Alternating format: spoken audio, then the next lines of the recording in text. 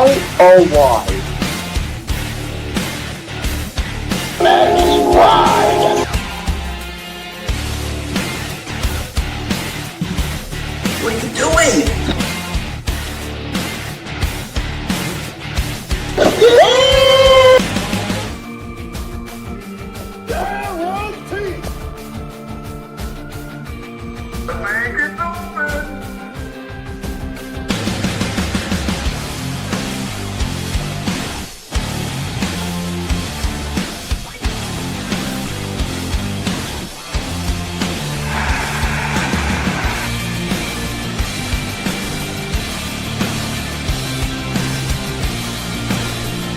Sports! Good day, everybody. It is Friday, August 8th, 2025, episode 10 of Foursquare Sports. Anything but perfect. Now, this life is anything but perfect, but we also have a lot of stuff to talk about. This is not your usual, this is obviously our typical show, 2 hours of nonstop content. We're going to go through Major League Baseball. We're going to go through the Little League World Series updates and the regionals and who clinched. We're going to go through our college football playoff 12-team prediction. And then that's all in the first hour. But before we do, obviously Matt Sirianni, Alec Nava, Kevin Zalskovic, John Welch. Gentlemen, how are you? Pumped. Yesterday it was Sidney Crosby's birthday on a week that was full of all-time greats' birthdays. So we got to celebrate Tom Brady's birthday on the 3rd, Jeff Gordon's on the 4th, and now Crosby's. And Brady just got a statue. That's right. Congrats to Tom Brady, yeah. I mean, the guy just never seems to amaze me. He's got that big $1 million contract with Fox now. He called the Super Bowl not too long ago. He got to see the Eagles thwart a three-peat attempt, which he had a little grin on his face. I remember Brady had a little smile on his face seeing Mahomes fail in last year's Super Bowl. But obviously, Brady has a man of many accomplishments, and obviously, congrats to him on the statue and everything. He absolutely deserves it. Think of it. Pick number 199 turned out to be number 1 in NFL history. Mm-hmm. Amazing. All right, we're going to start off with Major League Baseball here, like we typically do in this summer occasion. All right. We have history here, folks, because earlier this week, Major League Baseball has announced that they called their first female umpire ever. Her name, Jen Powell. Who is she? She's a minor league umpire. I forget what team she umpires, but she's big in the minor leagues, and she got her first call up. She's going to be doing her first game on Saturday. I forget the teams that she's going to be working with, but it's a big thing nonetheless. And one thing I've said to Kevin and other people who are really good with baseball, I said that anything is better than the umpires we have right now, but this isn't just historic in terms of calling up somebody new. This is breaking a gender gap. And I think this is absolutely monumental. And I think I can speak for everyone when I say women in baseball have been phenomenal. I mean, look at Kim Neg. I know she's not with the Miami Marlins anymore, but she's a phenomenal executive. And now we got Jen Powell, who's apparently very top-notch at calling balls and strikes. And I know we're very eager to get ABS, but I'm happy for this. Kevin, how you feeling? Feeling good. I feel like it's awesome that you mentioned that good things for Jen Powell. I mean, calling her first game, I believe she's calling the Marlins and Braves doubleheader tomorrow, if I believe. Okay. Correct me if I'm wrong. And she's going to be, but she's going to be the calling coach umpiring from the bases tomorrow in that doubleheader, and she'll call from behind the plate for her first time on Sunday in the finale. Marlins Braves series, so that should be exciting. But this is a great thing for baseball. I'm happy for her. Hopefully her zone is better than the current umpires. Lord knows that like a pitch down the middle when it's not called a strike, that's a big problem. So hopefully she has a better eye. I have it like up to here with these umpires and their strike zones. I really do. Like I don't want to pick hair out of my head when this happens because sometimes the easiest strikes are called balls, and it's an insult to my intelligence. It really is. Mm-hmm. John, this is groundbreaking. Do you suspect that we're going to see more women like Jen come up to the majors in the near future? Oh, I hope so. I mean, I think we saw quite a few women join the NFL as referees and umpires. Definitely saw one last night. If you were watching the Raiders Seahawks game on the side judge, and I, I'm positive about any changes that impact and affect Major League Baseball. Um, Honestly, I really feel like the MLB is a dying sport. So any changes that can affect the outcome of gameplay and efficiency as far as the process of watching a game goes, I think is going to be better for the game as a whole in the long run. And I've looked up Jen Powell's efficiency with balls and strikes. Apparently, every umpire in Major League Baseball has this whole efficiency, ABS efficiency, where it's like how accurate a ball and strike is. Jen Powell's is somewhere in like the 90th percentile. Compared to a lot of Major League Baseball umpires, they're in like the 80th percentile. So she's sharp compared to most. And she probably runs circles around Angel Hernandez for all we know. Oh, anybody is better than Angel Hernandez. Oh my God. Oh my goodness, not the strays. That guy can literally give you a green hair with a call that he makes. It's actually kind of frustrating. Alex, so I mentioned Jen Powell, what we could see in the future as far as women in baseball, as far as umpiring goes. But do you think that with ABS coming possibly in 2026, do you think this is a last-ditch effort for Major League Baseball to save efficiency umpiring? Or do you think that this is just a groundbreaking situation? I don't think it's a last-ditch situation for trying to save their umpiring. To me, it feels this is groundbreaking. It paves the path for other women to be umpiring in the MLB. So, with efficiency, she's sharp, as you mentioned, about the 90th percentile. Though the average is 80th percentile for most of the other umpires. You want to have the best out of umpires, and you want your absolute best when you're umpiring an MLB game. And that should be the standard if you're wanting to have umpires at the World Series. So there could be a realistic chance that she, in the future, could be on the way to umpiring the big games in the MLB.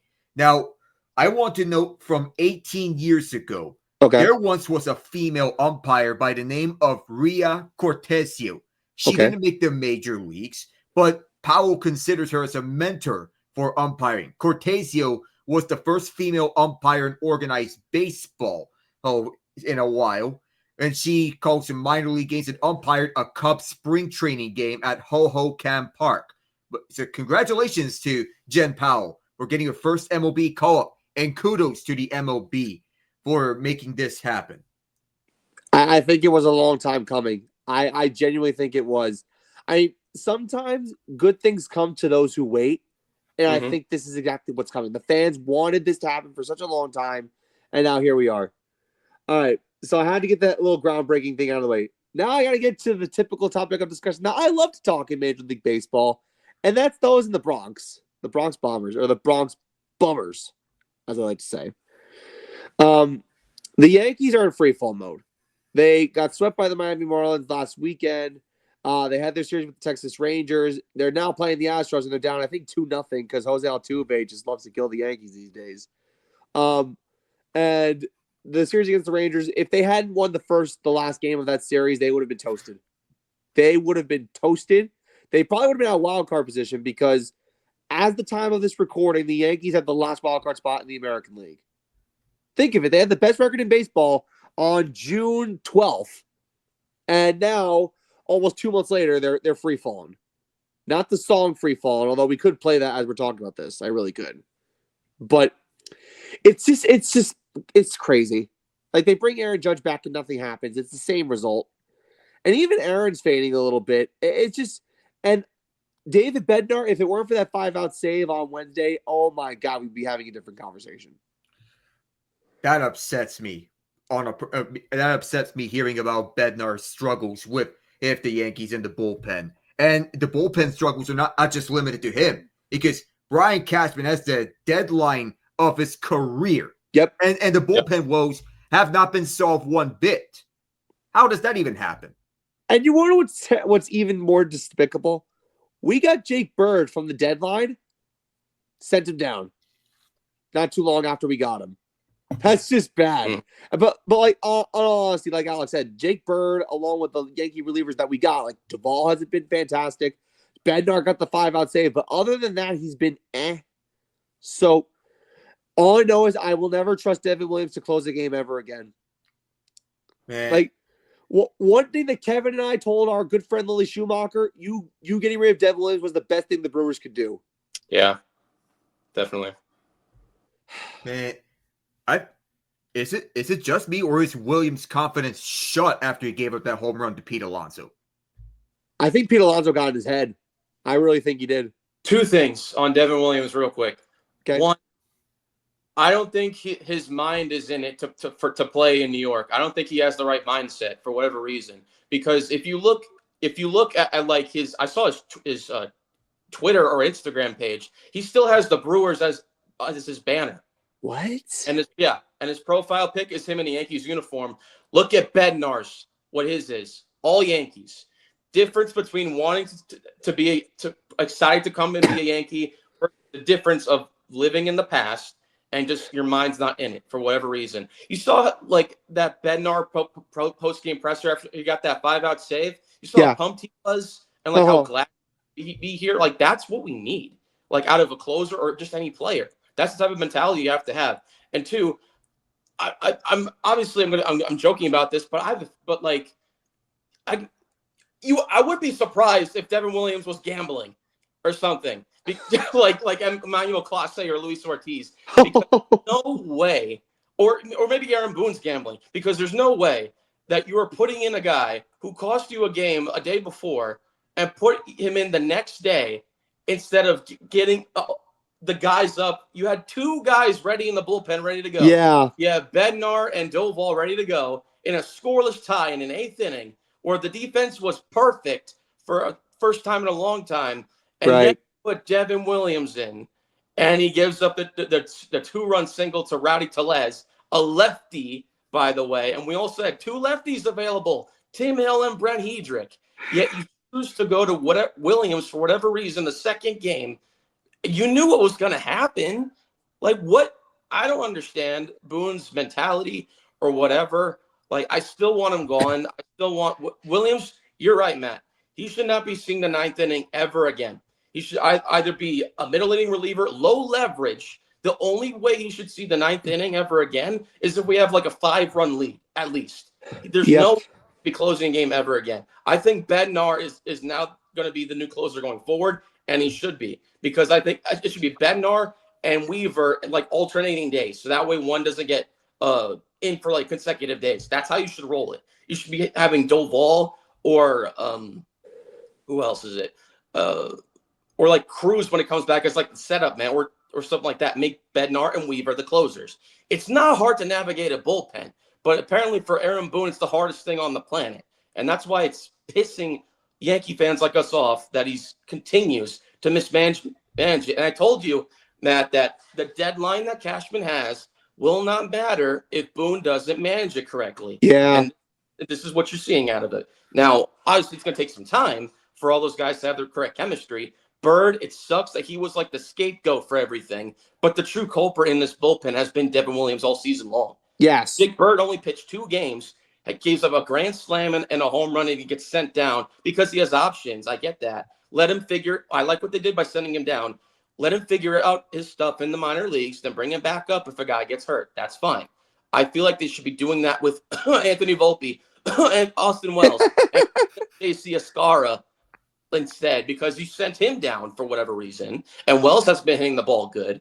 So why don't you do that with both of those players? I get that, but like, it's just bad all the way around, man. And they got to start winning, and they got to start winning now. Yeah, and right now Houston's making it very difficult for them to actually gain some momentum after a 5-out save win. It's just a shame. It really is a shame, because earlier in the year this team looked unstoppable, and now they look anything but a World Series contender. They really look like a hapless team. If it were up to me, I wouldn't put this team in the playoffs if my life depended on it. I would have stuck to the 5-team format at this point. It's just that disgraceful. And honestly, Yeah, and Kevin, to your point, when you mentioned about sending players down to have figured out their stuff with the AAA, we did that with David Bednar at the beginning of the season. Before we called him, he figured out his stuff at AAA, called him up, and he got back to his clutch ways and reclaiming the closer title before we traded him to you. So that's a good point. John, you were going to say something? Perfect example. Look at the Mets, right? Francisco Alvarez, for a few weeks ago, was hitting terrible. You know what they did? They sent him down to AAA, figured out his stuff. When he was brought back up, immediately he started hitting again. Why don't we do that with Austin Wells or Volpe? Let him bench. I don't get it. John, you wanted to say something? Oh, I was just gonna mention, if George was still alive, that the Yankees would have gone through 3 managers already this season. Oh, yep. Oh, yes. Yep. Absolutely. God rest your soul, George Steinbrenner. Honestly, if he was alive today, he would literally raise his son up in the bullying position where he would grab him by the shirt and be like, "What are you doing?" Seriously. Yeah, his leadership, his stubbornness, his eagerness to win is just completely gone with Hal Steinbrenner as the current owner. Like I made the joke the other day, in our chat, Matt. Can we confirm that Hal Steinbrenner is even alive at this point? Has anyone? Yeah. Because either he's dead, or he's not caring and not seeing what's going on, or he is seeing what's going on and just chooses to sit back and not do anything about it, and all he cares about is making money. So please check on Hal. We need a Hal Steinbrenner watch to see if he's okay. Yeah, honestly, it's disgraceful. It really is. But you want to know what isn't disgraceful? And John's going to like this. The Mariners are just hitting on all fronts. Yeah. They're probably looking like a lock for the playoffs at this point if they continue what they're doing. Eugenio Suarez and Josh Naylor contributing in big ways for the Mariners over the last several games after the deadline. And the Mariners, like we mentioned before, had one of the worst offenses in baseball last year. They fixed that problem big time. And I know Cal Raleigh's home run pace has slowed down, but you know what? It doesn't matter. You want contributions from everybody, not just your catcher. And I think that, getting Naylor, who's a really good hitter, and Eugenio Suarez, who had 36 home runs at one point this season. I don't know where his home run total is now. 37. 37, my God. I think it's just great thinking by the Mariners. Hitting wins in October. I know pitching does too, but you need to have clutch hitting. And the Mariners last regular season, terrible offense. So, John, Naylor and Eugenio Suarez working out wonders for you, huh? What are you thinking? Well, they eased into the roster. I think this is a soft part of the schedule with the Texans and now the White Sox. So I think that's part of the recipe for success so far. And they've got some more challenging series coming up. So it'll be interesting to see how well they perform against deeper teams. But what's that? Go ahead. Oh, I was just going to say that their offense is completely different and way better than it was last year. As you mentioned, home runs get you into the playoffs, and base running and defense wins you playoff games. So, I really want to see them hitting more home runs and getting through the rest of August and into September. So, I think they're only 2 games back, and the Blue Jays play the Dodgers. So I hope the Blue Jays lose a couple games. Oh my God. So it'll Scherzer and Kershaw for what could be the last time. Oh yeah. That's such a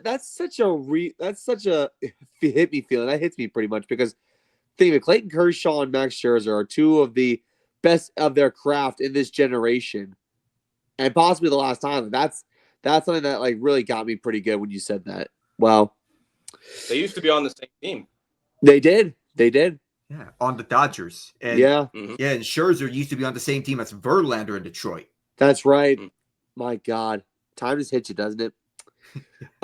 Next up, we're gonna go through more news. Roman Anthony and all our Red Sox fans in the Armchair Discord love this. Roman Anthony signed a 8-year, $130 million extension with the Red Sox. Now, major league teams typically do this when they call up their top prospects after they perform well. I will give credit. I don't like the Boston Red Sox, but Roman Anthony has been playing very, very good baseball. I will give him credit there. And this looks like the guy that the Yankees are going to have to face for the next several years. Kevin, what do you think when you look at Roman Anthony and what he's done in a short period of time? Do you think this is the next best thing for the Red Sox? I mean, it could be. I mean, I think Boston in particular, they always give extensions to their up and coming young prospects very early on, and Roman Anthony's no case. They did the same thing with Cedar Rafaela as well. When he was immediately brought up, they got him an extension. Same thing happens here with Roman Anthony. And if he makes the AL Rookie of the Year this season, he can make that total value of the contract instead of 130 to 230 million. Whoa! Of the year, so that's an extra incentive there. But he definitely has some competition with Nick Kurtz being a thing. So Yeah. He's definitely the top front runner there. But yeah, good for the kid. I mean, when you're 21 years old, I mean, you can't turn down a $130 million contract. But at the same time, the Boston Red Sox, this is a high risk, high reward contract because you're signing him up pretty early on. Now, you better hope that he doesn't end up being a bad player because that's $130 million that you're investing on for this kid's future for the next 8 years. And you better hope that he does good. And so far, he's looking like it. I mean, he's been batting leadoff for the Boston Red Sox. He's a great contact hitter. Doesn't have as much pop yet, but it will develop that. But good for the kid. I'm happy for him. But still hate the team that he's on. Oh, I hate it too. But listen, it's a gamble when you're paying a 21-year-old kid that kind of money. But think of it, $100 million more if you win Rookie of the Year. Yep. For this year. That's ludicrous. Yep. It has to be this year, though. Oh, my God. Always lock up your young players early. Yeah, I know the Mariners did that with Julio Rodriguez, and he's been pretty good, I guess you could say. Right. Yeah, you can. Even in all 4 major North American professional sports, this is the mantra that you should follow. Lock up your young players early. Agree, 100%, because they show promise earlier in their careers. You want to lock into that potential and protect your investment. That's what this is all about. Yep. All right. So a couple quick things. A couple days ago, we thought we were going to have our first no-hitter of the Major League season from Gavin Williams, but Juan Soto pulled out his plankton trombone and said, "I love messing things up," and basically hit a home run to break up the no-hitter. Gavin Williams was no-hit through 8 1/3. Juan Soto changed that, but the Mets are also on a downward spiral. We have had no-hitters this season, which is actually kind of weird. And also, the Brewers, Lily Schumacher's going crazy for this, are the best team in Major League Baseball by record. Second best are their rivals, the Chicago Cubs, amazingly. Those are the quick things I wanted to get over before we go into our next topic of discussion, which I'm actually very, very excited about, the Little League World Series, because that is on the horizon. Obviously, the Little League World Series will begin in Williamsport, Pennsylvania on August 14th. Or no, August 13th. August 13th. So Wednesday, August 13th, will begin the Little League World Series in Williamsport. Yep, 5 days. And if you want to know what the field is like, I'm going to go over the international teams really quick. And then we'll get into the U.S. teams a little bit. So the international teams are Chinese Taipei, Brisbane, Australia, Vancouver, British Columbia, which is in Canada, Santa Cruz, Aruba, Brno in the Czech Republic, Tokyo, Japan, Barquisimeto, Venezuela, Chihuahua, Mexico, Aranahian, Panama, and Yabuca, which I don't know where that is. But Puerto Rico. It's in Puerto Rico. Thank you, Alec. Oh, my God. And now we're going to get into the League U.S. teams. Now, this is actually something that I wanted to mention. Not all 10 spots have been set. We're still waiting on Connecticut versus New York, which is looking good for Fairfield right now. And then later on today, Washington, Bonnie Lake versus Beavertown, Oregon will be playing. I know John and KIXP will be watching that closely. That will be for the Northwest region title. But for the U.S. teams, the biggest upset, usually in the Little League World Series, there aren't upsets, but there was a pretty dramatic upset early on.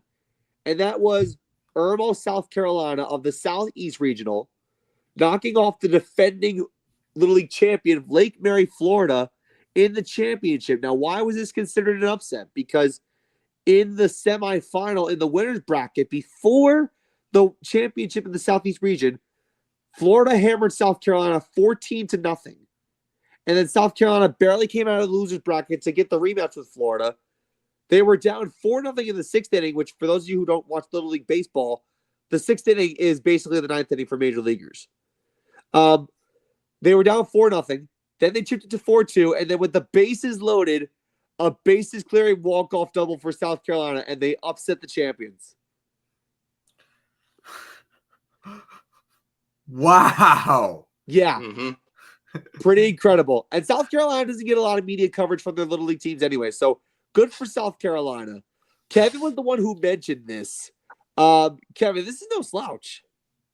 No, definitely not. I didn't catch the whole game, but I did see that sixth inning. I mean, that's crazy to think about. I mean, like, and you never know. Like Little League World Series, nothing is always like guaranteed. Nothing is always like clear cut when it comes to these little kids. And I love watching it every year because it takes me back to when I played Little League when I was little. And it just brings back some like nostalgia for me. And I really like seeing the talent that these young kids do. And like, wow, I wish I was talented when I was their age, because clearly probably beat me if I was their age. But it's awesome to see. And like, great job for South Carolina. Now we're going to have a whole brand new champion this year. And like, will Hawaii, Hawaii's consistently good every year. So I wouldn't doubt if they, maybe like Chinese Taipei on like their bracket or something like that. But we're going to see, like on the American side, it's going to be good. Now, one thing that I want to mention, and I think I mentioned this on a previous episode, no international team has won the Little League World Series since 2017 when Tokyo did it. So it's been 8 years since the international team has done it. 2021, there was no international teams because of the COVID pandemic, but we do have our other U.S. teams. And this one comes from one of our hosts' home state, Richmond, Texas, which Kevin mentioned before we came on the air is an hour away from him. So that's Texas East. Texas West, I forget the Little League team there, but I guess that was probably closer to Kev than Richmond. Mm-hmm. Right around Houston. Go ahead. Yeah, it's right around Houston. Wow. That's incredible. All right, so our other U.S. teams, who we have confirmed right now, Honolulu, Hawaii, which Kevin said is always consistent in the Little League World Series, Braintree, Massachusetts, Las Vegas, Nevada, Sioux Falls, South Dakota, Euclid Township, Pennsylvania, which Alec mentioned, that's going to be the home team in the Little League World Series, Clarendon Hills, Illinois. It's looking like it's going to be Fairfield, Connecticut. And then, like I said, Bonnie Lake, Beavertown, Oregon. Let's go, Bonnie Lake. Let's go, Bonnie Lake. Now, I was originally going to say we could make our early predictions for this, but we're not going to go bracket for bracket. What we could I would like to do is to make our predictions for each bracket. So we'll pick our Little League winner for the U.S. side. We'll pick our Little League winner for the international side. And then we'll pick our ultimate winner together. So that's how we're going to do this. Because the way the Little League World Series bracket works is a little complicated. Because you have the winner's bracket and a loser's bracket. And it's a lot to process. So we're going to do it the symptomatic way. So if I was looking at the U.S. bracket right now, and I had to pick my winner, I'm probably going to go with a little bit of an underdog here. I'll pick Braintree, Massachusetts to come out. Like I said, the Little League World Series is kind of like a crapshoot. You don't know what you're going to get. Mm-hmm. But it's always like playing the lottery. You're playing the odds. You don't know what you're going to hit. And you're hoping the hits. So I'll go Braintree, Massachusetts. And then international, I'll say Chinese Taipei. Because Chinese Taipei has produced a lot of good Little League teams over the years. So that's my international winner. So I have Braintree, Massachusetts, and Chinese Taipei.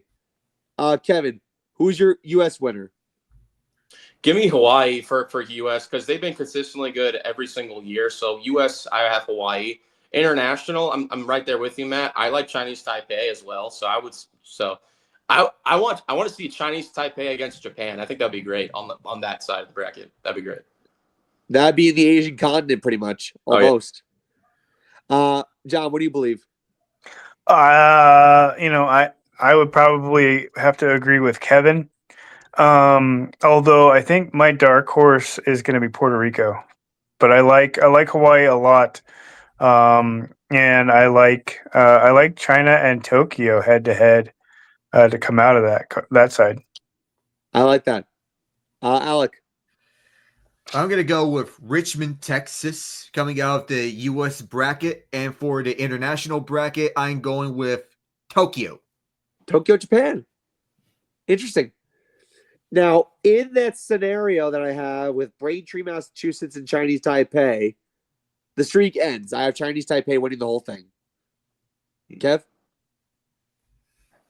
I say Hawaii wins. All right, Hawaii. John? Same. Hawaii. Hawaii. All right. All right. I'm with you, Matt. The international losing streak ends. Tokyo wins it. Okay, so we got 2 for Hawaii, 1 for Chinese Taipei, and 1 for Tokyo. A little bit of variety on all ends. Little variety, and you know what? I am all for that. Now, we're going to go into some college football now. One thing I wanted to get off right away before we make our CFP predictions for 2025 is the following. Opening week, it will be the top 2 teams in the country, ranked numbers 1 and 2 respectively, going head to head. I'm talking about Texas versus Ohio State. It's the first time in college football history that the top 2 teams in the country are going head to head week 1. So that's pretty historic. And for those of you who follow college football, the talk of college football right now is Arch Manning. A lot of people are hyped on this guy, but news came out from Archie Manning that Arch is going to stay at Texas past this year. So after 2025, he's still going to be the starter at Texas, which I like because I don't want Arch Manning to be rushed to the NFL right away. Because to me, it seems like a lot of these college kids are being rushed to the pros at a young age, like after their sophomore, junior years. I want to see what this kid Arch Manning can do in a full season. And if he wins the Heisman Trophy, I still want to see him shine in college. That's fair. Don't rush him immediately to the NFL. Even for me guaranteeing the Saints will get the first pick, which I feel if Arch Manning stays in college, they could use it on someone else. You don't have to rush him to the league immediately. And if the Saints get the first pick the very next year, hey, how about the homecoming? Exactly. Now, John, I think you mentioned this before. This past year's quarterback draft class was not really that exciting. Next year's draft class is supposed to be exciting. So if you're Arch Manning and you realize that, do you think it's a smart decision to hold back for another year? Yeah, I was just going over my top 10 quarterbacks in college 2025. Arch Manning is maybe 5, maybe 6 for me. Okay. So that puts him out of the top 10 in round 1. So I would definitely wait another year and look at the quarterback class of 27. Interesting. All right, Kev, this kid is the talk of the country right now. Ohio State's going to be a big task. I don't have the spread right in front of me. It's a little too early for that. Do you think that this is going to be a toad center right away for Texas, facing the defending national champions? I think it'll be a high scoring and close game. I don't think it's going to be a blow up by any means. I do expect a nice thriller of a game to start out. But I wouldn't be surprised if Ohio State wins that game by a few points. Because I feel like coming off of last year as the defending champions, I feel like they're going to come out swinging early on. But Texas is going to be having something to prove now with Arch Manning going to get a full season now. And I expect it to be like a high scoring game. I'm talking like maybe like over 65 points, I would say. If you're a betting man, you look at that over, you're spamming the over button immediately. Oh. Lizard. Exactly. Literally. But like this could be a high scoring affair. And I think the reason why is because there's 2 really talented offenses. And I mentioned Arch Manning being a top Heisman candidate. People got to understand, I think Jeremiah Smith is like another guy to watch for the Heisman Trophy this year. And if you look at how he performed in this past year's college football playoff, Jeremiah Smith's on my Heisman watch, to be honest with you. Oh, that's an excellent selection. Jeremiah Smith is easily the face of Ohio State football right now. And going up against Arch Manning, that's going to be an exciting one. My only knock on it is, why is this a noon game? Yeah. At least you get to listen to Gus Johnson and Joel Klatt. Matt, I just checked the over-under. It's 48.5. What? That's What? that's an easy over, and they have Ohio State as a 2.5-point favorite. I'm betting $1 million on that over. I'm not Oh even my joking. 48 and a I'm half. betting $1 million on that over. Oh my God, they have a higher over/under on Mississippi State and Southern Mississippi at 60. What? Yeah, How? that's crazy. I'm telling you, this Has has to be because game of of Texas century. defense. Well, Texas defense, yeah. Yeah, I'll tell you. This has game of the century written all over it. Oh, it's gotta be. It's gotta be. And 48.5. My God. no matter who wins and loses, we can see these two easily in the college football playoff. Absolutely. Absolutely. I can't wait for, the first couple weeks for SEC teams. And this actually kind of pisses me off a little bit. I don't like it how SEC teams like Alabama get scrubs the first few weeks. Like, a lot of these Power 4 schools, I don't like it that they get scrubs. This isn't my fresh find or fried, but this is like something that I almost wanted to vent about. Why do we get scrubs the first few weeks if you're SEC teams? Don't tell that to Vanderbilt. Oh, yeah. Well, Vanderbilt, they got a bad hand with their first few weeks. Literally the week after they beat Georgia. How does that happen? Yeah. Despicable. Oh, my God. But one thing I really can't wait for is the college football playoff. And they're going to keep it at 12 teams. For those of you who are aware, they were considering bumping up to 14 teams after Alabama missed out. But that is not happening. It'll be 12 teams again. It'll be 5 conference champions and 7 at-large bids, as last year was. And if you don't know the format, the top 4 conference champions get the first 4 seeds and get a bye. The 7 at-large bids fill out 5 through 11, and then the 5th best conference champion gets the 12th seed. That's how this works. So, without further ado, we're going to predict our 12-team college football playoff field. Here we go. I'm going to start off. So, I mentioned my conference champions are Ohio State, Texas, Clemson, and then I also had Iowa State winning the Big 12, which a lot of people were shocked about. And then Mountain West, I had UNLV, and then I had Army winning the AAC. So, with that being said, I have Ohio State as my number 1. I have Texas as my number 2. I have Clemson as my number 3. And I have Iowa State as my number 4. My 5 through 11 are the following: Penn State, Notre Dame, who should already be in a conference, Oregon, SMU, Alabama, Georgia, Ole Miss. And then my 12 seed will be UNLV. Interesting. Kevin, you want to go? I'll let Alec go first. Okay, Alec. All right. So that's the recap from what we discussed in the previous episode. My conference champions were Ohio State, Clemson, Utah, Texas, UNLV, and Memphis. My top 4 seeds are Texas from the SEC, Ohio State from the Big Ten, Clemson from the ACC, and Memphis from the American Conference.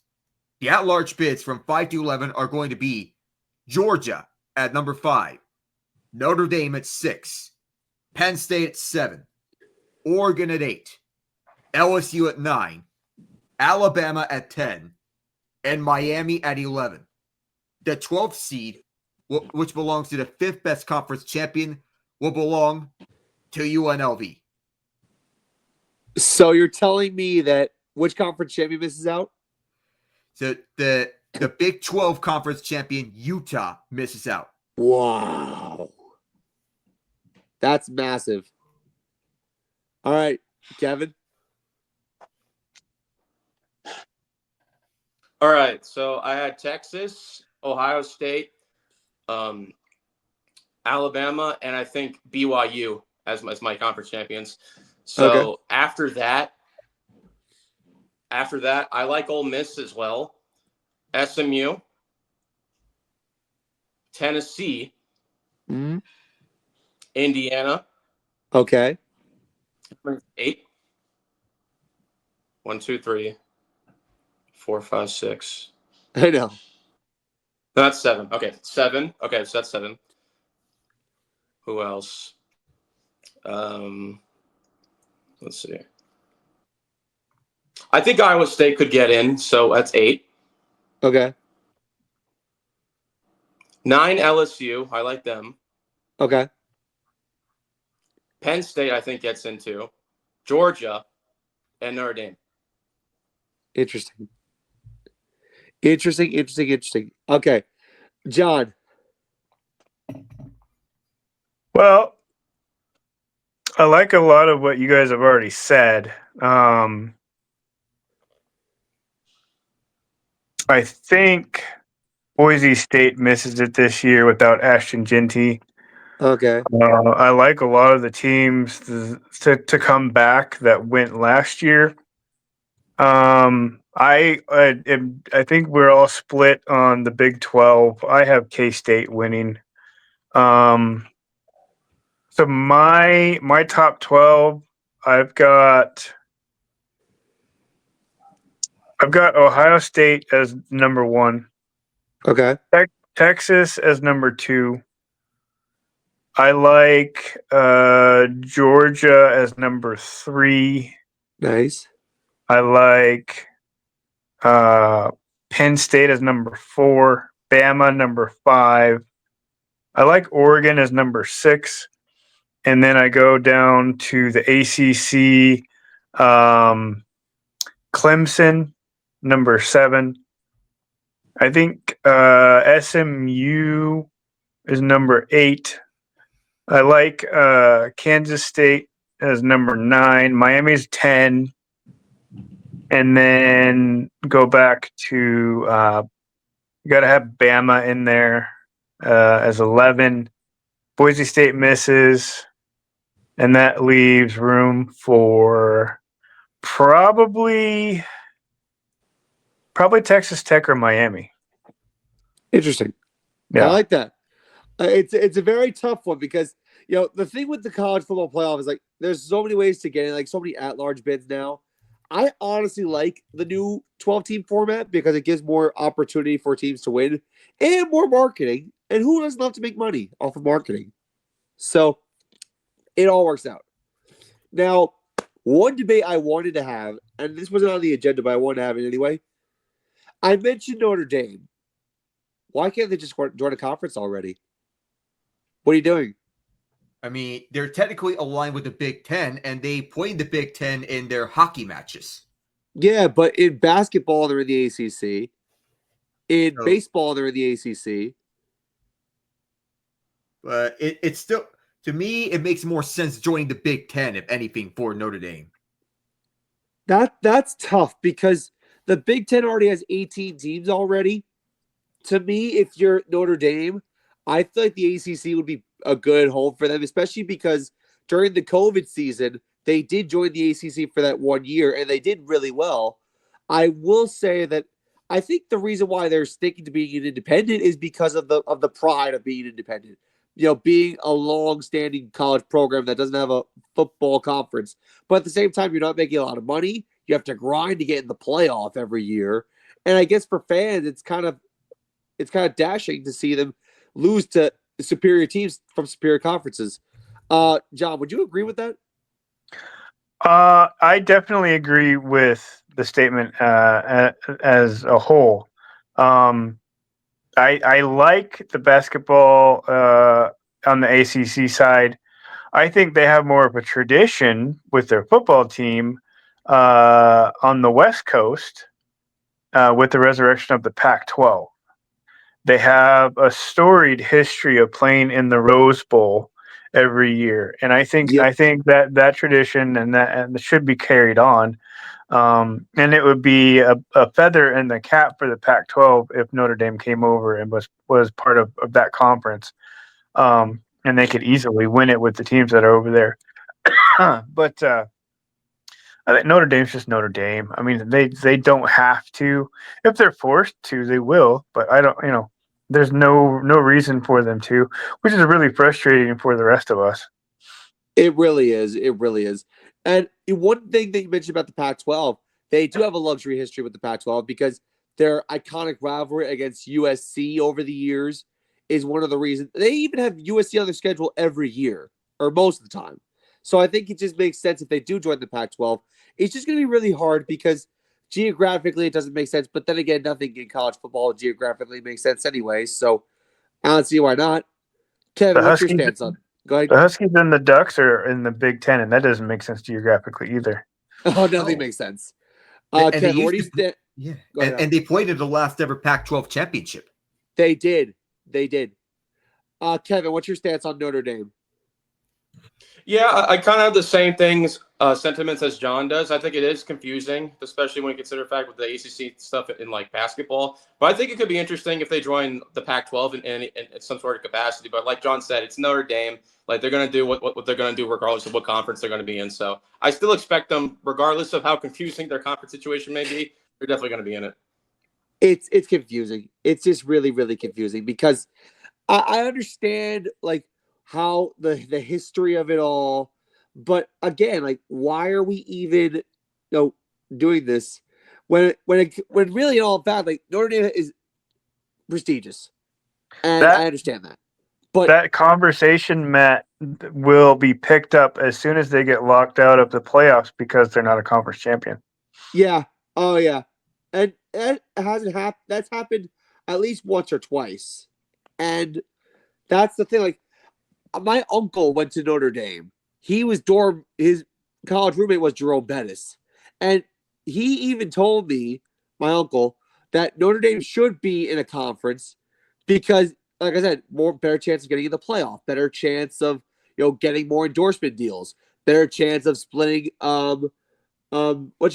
resources with other conferences, but you'd be getting something. Independent, you're scratching and clawing for financial endorsement money deals and all that stuff. But like Marcus Freeman is a marketable coach. Imagine how much profit they'd get if Marcus Freeman was part of the ACC or the Big Ten. Like that'd be great for Notre Dame. Like I know like tradition is a big thing in college sports, but tradition has kind of died over the years, and that's what kind of bothers me. So why can't Notre Dame just kill off their tradition like everyone else has killed their own? They're the only ones with a solitary contract with NBC Sports. Right. That's true. And John's the insider when it comes to contracts, so it makes sense. Oh my God. Not a small contract. It's not a small contract. It's actually pretty big, actually. Okay. So we're going to get into in other news before we get into our DAS Technology Consulting sponsor. First thing I want to get into in other news, and this is actually related to college sports. March Madness, like the college football playoff, has been talking about expanding their playoff to more than 68 teams. But for now, this year, college basketball's March Madness will remain at 68 teams. Now, this past March Madness sucked in many ways. Not just because of an 8-ball, but because the tournament itself was not that great. Now, 68 teams, I'm fine with this 100% because I don't want to exhaust college basketball's biggest tournament of the year, and that being March Madness, because I like it the way it is. Like, you have 4 playing games, and then the round of 64, 32, 16, and so on. I think it works perfectly that way. Plus, you'd be giving less credible teams a spot to compete for a title, and I don't think that's really necessary, in my opinion. Kevin? Yeah, I agree. I mean, like if it ain't broke, don't fix it. I love March Madness the way it is. I don't see the need to why you need to expand it more. I mean, like you said, it's just going to exhaust the whole tournament as a whole even more than already. It's already long by itself. They already stretch it to like a week apart from like the last few rounds. So I would keep it just as is. So I think it'll be definitely interesting if they do expand it, but I like it the way it is right now. Yeah. I know at one point they were talking about expanding it to 90 teams. Oh, no. That's not 90. Oh, No. See, It would have to be a week longer. Yeah. I mean, it's one thing for 90. it's one thing for 72 or 76. It's another if it's 90. Come on, man. 90 makes no sense. Then you're going to tell me they're going to expand it to 128. That would be way too much. As soon as you take 90 teams, you're taking teams that are under 500. Yeah, that's not right. That's not right. That's not good quality. It wouldn't be fair to those teams, you know? They're going to get swamped in the first round. All of them. Yeah, it's like, what's the point? That's exactly the point. Yeah, you're going to have to expand the first 4. Go ahead, John. Going forward, with Lee Corso retiring after the first weekend of NCAA football, I will be, anytime we draw for a contest, I'm going to be wearing a giant 8-ball on my head. Oh, no. When you do something, I can say, not so fast, my friend. Stop. John, you're giving Matt nightmares. You're scaring him. I love it. I absolutely love it. Oh, I hate 8-balls. I hate them. I hate them. I hate them. I returned my 8-ball back to Amazon. I got $7 out of it. It's like trading in a game at GameStop. You get nothing out of it. Yeah, you get like 20% of what you paid for it. Yep. Ask later. Ask later. Okay. Second thing I wanted to talk about. This is actually big. Victoria Mboko won the Canadian Open in her home country. It's the first title of her tennis career, and she did it against the likes of Coco Gauff, Naomi Osaka, Elena Rybakina, and among others. Kevin was all over this. I know people in the tennis chat who don't really talk about tennis were hyped about this. Specifically, our Canadian friends like Randy Couray were really hyped about this. Kevin, one thing you mentioned about Victoria is that she has to string together wins and she can be something special. Yeah, absolutely. I mean, like this, she's only 18 years old too. So like she's still a young and up and coming star. It's her first ever title. And what better way to start off your career in your first title than in your home country in Montreal? I think that's great for her. And like you mentioned it, she had to go through upset Coco Gauff, Elena Rybakina, Sophia Kenin, all in straight sets, by the way, leading up to beating and upsetting Naomi Osaka. And Alec, you'll like this. She was born in Charlotte, North Carolina, too. So there's that. Ooh. American-born Canadian. Mm-hmm. It's dual citizen, too. Flip that one. Oh, usually it's the other way around. Yeah. Yeah, usually. But yeah, she was born in Charlotte, North Carolina. And like I said, I talked about it to Matt. Like, if she keeps this level up, then you're going to be seeing her in like higher rounds in Grand Slams. Now, I'm curious how she'll perform in a Grand Slam, because this is only a Masters tournament where it's best of 3. So you only have to win. So you have to win 2. Actually, no, scratch that. For women, it's always best of 3. It's always best of 3. Yeah. In Grand Slam, I was thinking the other way around, the men. But for Grand Slams, the stakes are much higher, and like it's much more tough to start beating opponents and get that next level. I think if she does well in a slam, then you're going to be start to see more eyes on her. But this definitely grabs people's attention, especially if you're a Canadian sports fan. And it definitely builds momentum leading up to the U.S. Open, because the U.S. Open is only in a couple weeks. So right, people are going to be eyeing on Victoria Mboko, and I think that she has a lot of potential to maybe make it a couple rounds deep into the tournament. I think the U.S. Open, they're going to have a lot of Americans in the draw, but Mboko could be a fan favorite in the early rounds for sure. So that's awesome. And then the last thing I want to talk about in other news is ESPN just seems to be willing and dealing these days. They agreed to a 5-year major deal with WWE to host all major pay-per-view live events for the next 5 years. When will it end? They own the world. They own the NFL. Now they own WWE. Mm-hmm. But what was the TNT basketball show that moved over? Right. They bought that Inside the NBA. Yeah. Mm-hmm. Now this is just giving fuel to Trey Parker and Matt Stone for more ideas of South Park. When will this end? And one thing that I think really stood out to me was I saw this guy on Twitter. He was like, Well, now that ESPN WWE agreed to a major deal, watch Stephen A. Smith become a WWE commentator. No. No, Well, at least they have the integrity to keep Scott Henson for Red Zone. I was just saying the same thing. Thank goodness for that. Because if he wasn't on board, like, forget it. Yeah. Oh. And they mentioned the Stephen A. Smith of it all because Stephen A. Smith loves WWE and he talked about being a bad boy manager, whatever. I'm like, please don't. No. That should be left to Pat McAfee. Yeah. And Pat McAfee's actually close with WWE. Stephen A. Smith is not. Yeah.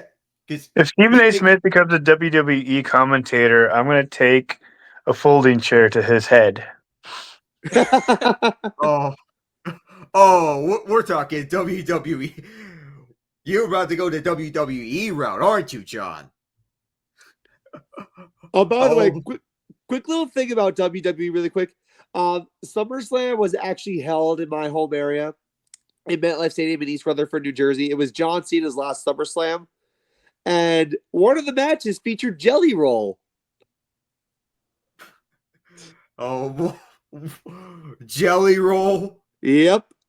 You bring up Stephen A. Smith, it would be absolute hilarity to see Stephen A. Smith try to wrestle someone. Oh my God. He's not going to last a chance. He wouldn't last long. No.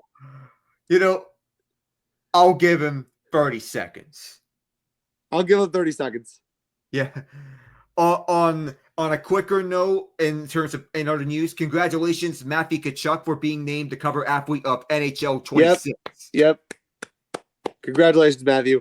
And the NHL season is around the corner. Now, we're not going to touch on this for a lot because we do got to get to the DAS sponsorship, but the NBA has released their 2025-2026 schedule. We're going to get into that next week because we are coming mighty close to the bottom of the hour. I look forward to the NBA season. Also, they're going to bring back the in-season tournament again, which is doesn't do it for me. NBA version of the FA Cup and Premier League. Pretty much. I'm not going to change your mind. You were right on. Oh, my God. I still can't get over John Cena. Actually, back to wrestling really quick. The fact that John Cena is retiring is actually very eye-opening to me. It just, like, it takes me back to when I was a kid watching wrestling, when John Cena was on top of the world. Now he's going to be pacemaker now. Well, don't cry because it's ending. Smile because it happened. Yes, exactly. Oh my God, John Cena. If only you gave us one more year, and if only I was there, I would have actually enjoyed it. Yeah, we can't see him now. His last tour dates are going to be in San Diego, California, and I think his last match is in December, and then he's calling it a career officially. Then you actually won't be able to see him. Then you won't be able to see him anymore. Oh my God. It just brings tear to my eyes almost because I loved the guy. I really do. All right. Now we're at the bottom of the hour. So this is a perfect opportunity to mention our sponsor, DAS Technology Consulting. So for those of you who want to know how DAS Technology Consulting runs as a business, here's the owner of the company and my father, Darren Sirianni. Take a listen.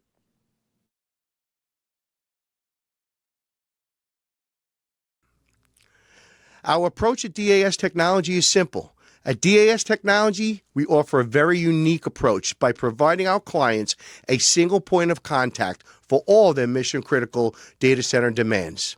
DAS Technology Consulting is a global leader in data center services, specializing in delivering cutting-edge, best-of-breed enterprise solutions.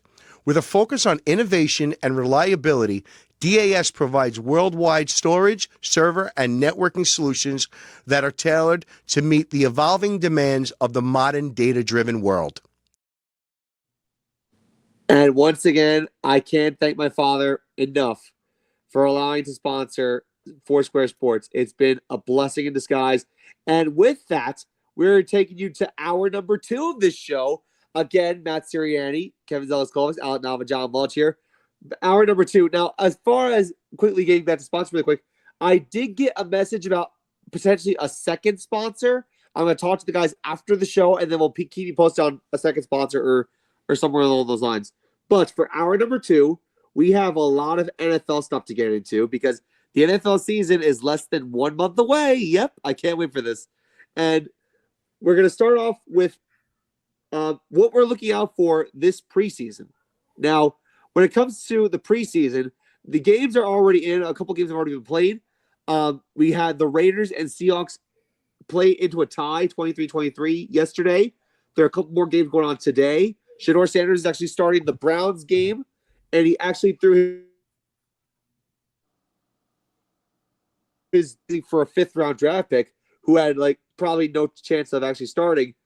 And then other games from yesterday, the Eagles beat the Bengals 34-27, but the Bengals were in balance, and then the Ravens beat the Colts. Anthony Richardson hurt his pinky and could possibly return on Saturday's game next week. But there's a quarterback controversy going on. So, to open up this second hour, I'm going to come to John here. What are the 3 things you're looking forward to this preseason? Well, one of the things that I've been really paying attention to is the quarterback competitions. What the Browns are doing is just fascinating. They signed Huntley this week, which means they actually have 5 quarterbacks on their roster. Kenny Pickett is out with the hamstring. Dylan Gabriel was injured with a hamstring issue as well, so they needed more backup. You have to actually roster a certain amount of quarterbacks that are not on your injury list, which is one of the reasons they went after Tyler Huntley. So I'm actually going to see what happens. One of my favorite memory recalls from the draft this April, I met a Browns fan at the draft, and he had this jacket on and a patch for every quarterback the Browns have ever had. And the back of this jacket was covered because of all the quarterbacks that they've had. Oh my Yeah, God. they've had a So ton. yeah, it's ridiculous. And so now you add, you increase that. You have a quarterback, one of the most horrendous trades with the Texans for a quarterback that hasn't even played a whole season for them yet. Right. And you know, a lot of people have forgotten that already. Well, he hurt his Achilles last year, and now he hurt his Achilles again. So that's 2 years in a row that he hasn't played. They're still paying him his full contract. Unbelievable. On top of all these the 5 other quarterbacks. Their best quarterback at this point is Joe Flacco, which is that's just insane to me. So I'm really paying attention to that storyline. I want to see what a lot of these rookies that came out of the draft are going to do. Like we talked about earlier in the show, the quarterback class was not very deep. So a lot of the names that you're going to see out of this quarterback class are going to be linemen, defensive linemen, offensive linemen. Was probably some of the deepest classes for this draft. And then I want the build up, the hype around Drake May. I want to see what Drake May does in his sophomore year as a pro. This is probably my second thing, and then I'm keeping a close eye on the Cardinals because they have one of the best defenses in the league, bringing Josh Sweat over from the Eagles. And I want to see if Kyler Murray can actually step up and go to that next level. He hasn't gotten there. I think the controversy with him not studying video and doing research against his opponents is come and gone. So I actually want to see if he can be that dude. I have a lot of friends that are predicting the Cardinals to win the division or at least be second. So I'm really interested to see what happens with the Cardinals preseason. This is the 7th year of the Kyler Murray era that we're entering. And we haven't seen much success from Kyler like he had at the University of Oklahoma. We're waiting for him to break out. He's shown glimpses of what he could be, but he hasn't put it all together. And this is, I think, his 3rd or 4th different coach. So I want to see Kyler Murray put everything together. And I think that this is probably his best chance. I think Jonathan Gannon has done everything he can to construct a really good roster. This is his best coach yet, Jonathan Gannon, for Kyler Murray. Yeah. Alec, what are your 3 major storylines that you're looking at this preseason? I'm specifically looking at the Pittsburgh Steelers because that's my team. So 3 storylines what I'm focusing on with the Steelers. The first one is, what does our offense look like with Aaron Rodgers? Will Howard broke his hand. Rodgers was on a Jets team that revolved around the pass. He wasn't as effective, and he looked like a shell of himself. On the Steelers, this is a historically run-first team, and we're sticking to the identity of run-first offense. So he's going to take the back seat from what the sentiment is going to be. It was our identity with Franco Harris, Jerome Bettis, Willie Parker, and just as recently as with the Najee Harris and Jalen Warren experiment. But now that Najee's out the fray, it'll be Warren splitting carries with Caleb Johnson. Johnson's bigger and more physical, and it complements nicely with Warren's speed. Rodgers is the opposite of Russell Wilson. Wilson can change plays with his magic at the line of scrimmage, and he has that deep ball. Rodgers has the ability to change calls before the play snap of his audibles. He's one of the smartest quarterbacks at reading the play before it happens. There has to be a way where no toxicity emerges in the locker room, because in the last few years, he's been a headache to deal with wherever he's gone, no matter if it's with the Packers or the Jets.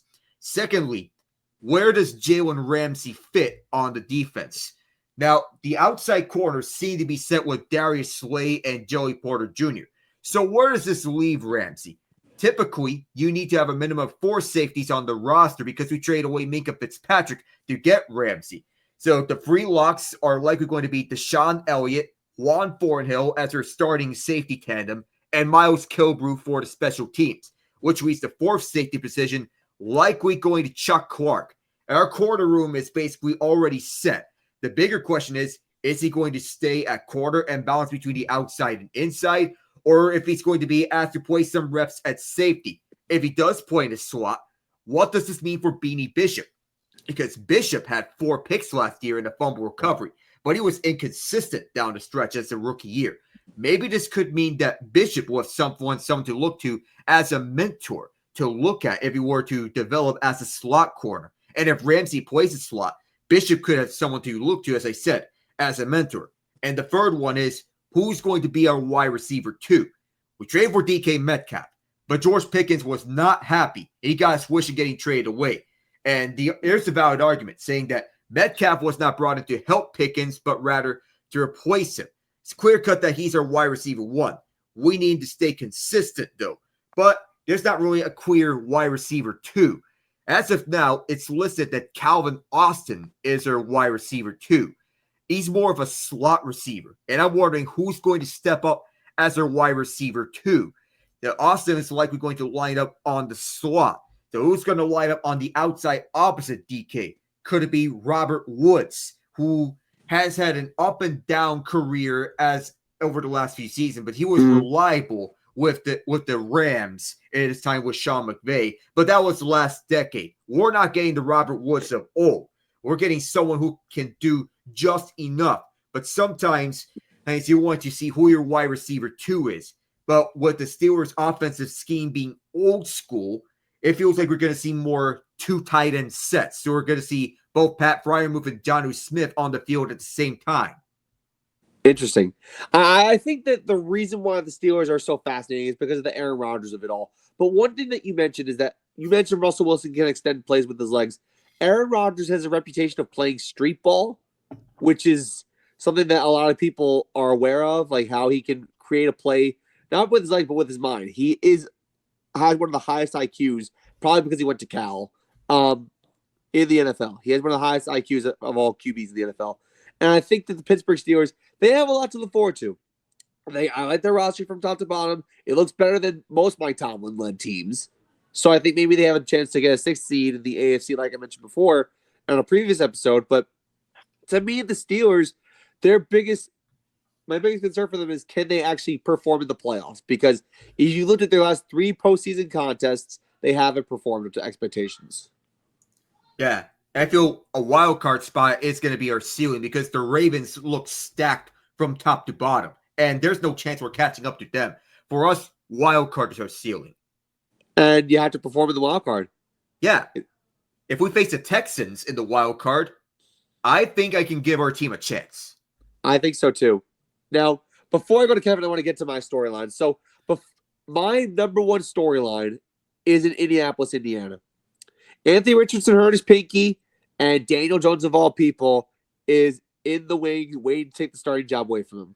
Now, the Colts quarterback controversy is my number one storyline because I've talked about Anthony Richardson time and time again, how much this guy has fallen off a cliff, how he's inconsistent, lazy, not the best, injury prone, etc.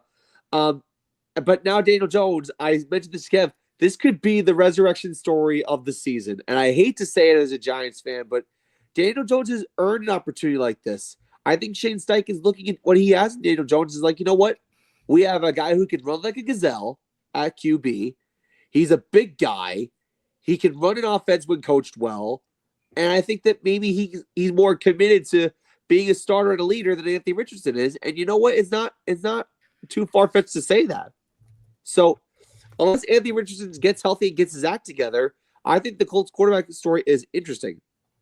Second interesting storyline for me is the Browns. Because I mentioned Shedeur Sanders threw 2 touchdown passes so far today.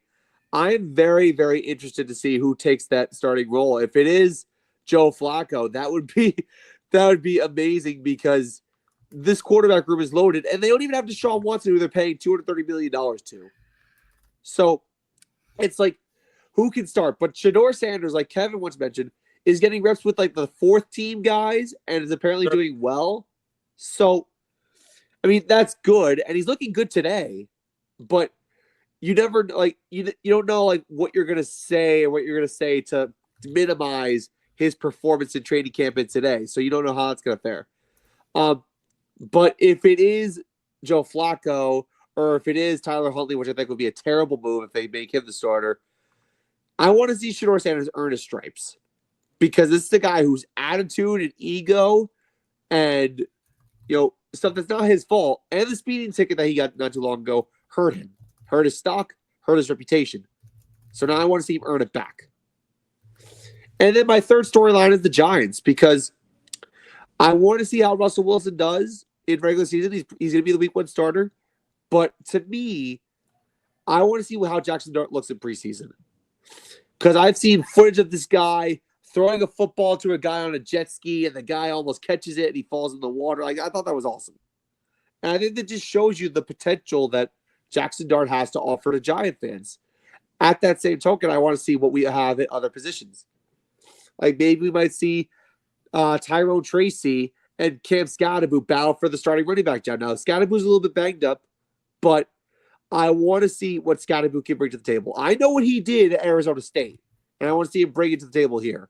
And the Giants, I'm not going to say they're going to be world beaters this year because they have the hardest schedule in the league, and they're not anywhere near competitive as other teams in the NFC East. But I want to see them put up a good product. So that's my third storyline. Kev, what's your top 3 storylines in the preseason? So much like how what Alec had to say for his 3 favorites for his favorite team, the Steelers, I'm the same way with the Giants. And you said it. I want to see what Jackson Dart can do. I want to see if he was worth the pick that Dable was preaching to Joe Shane to trade up for. I want to see what he can do in an actual game-like setting. And I hope that he has the offensive line to do so, even if it's just a preseason game. But maybe we can start to see a glimpse of the future for like what he can do for this team. I want to see him make accurate throws. I want to see him get out of the pocket, run the ball. Don't start tackling people like you did in college. Slide and make sure you're protected. Number 2, Cam Scadaboo. You mentioned like he did have a little bit of a setback in training camp. He had a little bit of a hamstring injury, but the Giants said it's not that serious. I want to see how well he can do because this is a guy that we all saw it in the Peach Bowl, what he did against Texas, even though in a losing effort. This guy, you could argue, he was the best player in that game, like out of anyone on the field. Like he's an absolute dog, and I did not expect like when the Giants picked him when they did. If he develops and does good, he would absolutely be an absolute steal in the draft. And keep in mind, this is a guy who, as a kid, he ran into telephone poles for fun.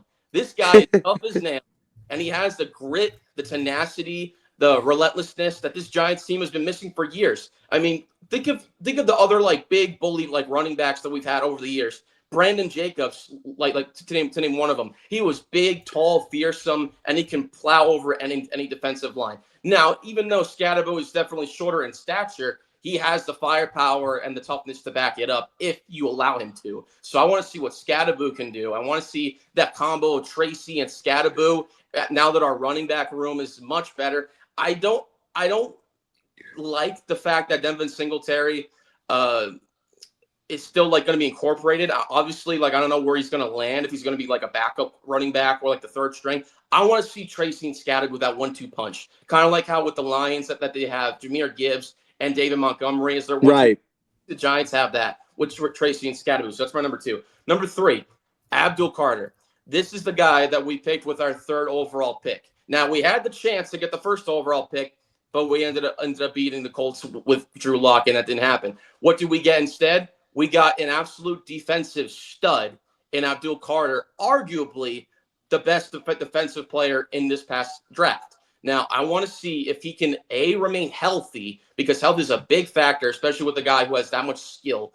And I've seen like clips of him for like training camp. He's so elusive. He puts an immediate spin move on someone, goes immediately past the offensive line, and gets to the quarterback faster than you could snap your fingers. Like, I want to see that, especially in the preseason game, and see if he can translate that into the regular season. Because if we got this guy at number 3 for a reason, because he has been that kind of guy for Penn State, for the Nittany Lions. So I want to see what Abdul Carter can bring to the table and bolster. Hopefully, this Giants defense is going to be way better than people have expected it to be. Now, the Giants over the years have built some phenomenal defensive fronts. Yep. You had the Madison Avenue Giants back in the 50s. You had the Lawrence Taylor-led Parcell Giants in the 80s. You had the Big Blue Wrecking Crew in the 2000s. And now you have this. To me, this defensive front has the potential to be fantastic.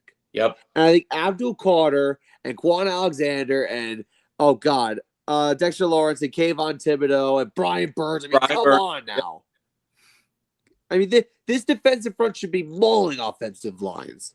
On paper, yes, but like in an actual game setting, again, I hope that injuries aren't a factor, because I'm not going to guarantee it, but I would hate to if one of those guys gets hurt and you're not going to get all 4 of them at the same time, like all the time on the field, because I feel like that's a different case for like, look, I know I'm going off a different sport here, but take a look at the Brooklyn Nets in 2021.